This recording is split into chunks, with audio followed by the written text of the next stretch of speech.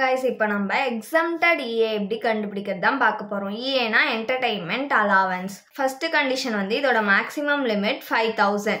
Next 20% of basic salary. Basic salary னா basic salary ல இருந்து மட்டும் தான் எடுக்கணும் நம்ம. DASB, commission on turnover, commission on sales இதெல்லாம் இருந்துலாம் எடுக்க கூடாது. Next வந்து actual entertainment allowance. Actual entertainment allowance வந்து அவங்களே கொடுத்திருப்பாங்க.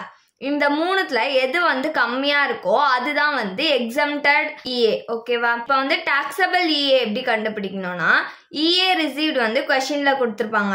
அதோட நம்ம exempted EA கண்டுபிடிச்சோம்ல அதை வந்து மைனஸ் பண்ணணும். மைனஸ் பண்ணா நம்மளுக்கு taxable entertainment allowance கிடைச்சிடும். இப்போ வந்து நம்ம exempted HRA எப்படி கண்டுபிடிக்கிறதுன்னு பார்க்கலாம். HRAனா house rent allowance.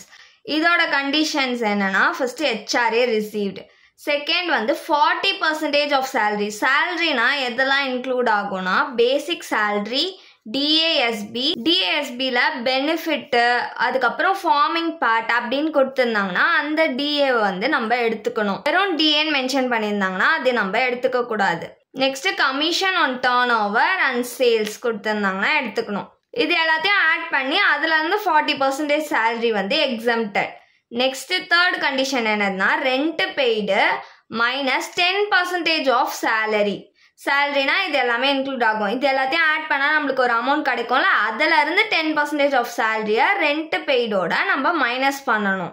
இந்த செகண்ட் கண்டிஷன் வந்து 40% ஆஃப் சேலரி இருக்குல்ல, இது வந்து நான் மெட்ரோ சிட்டிஸ்க்கு. இதுவே மெட்ரோ சிட்டிஸ் கொடுத்துருந்தாங்கன்னா 50% ஆஃப் சேலரி வந்து எக்ஸம்டட்.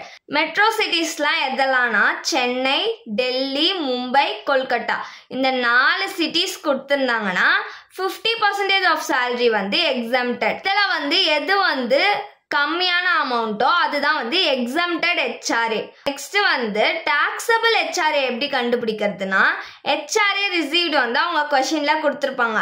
அதோட மைனஸ் exempted HRA இப்போ நம்ம கண்டுபிடிச்சிருப்போம்ல அதை மைனஸ் பண்ணோம். மைனஸ் பண்ணால் நம்மளுக்கு taxable HRA வந்துடும்.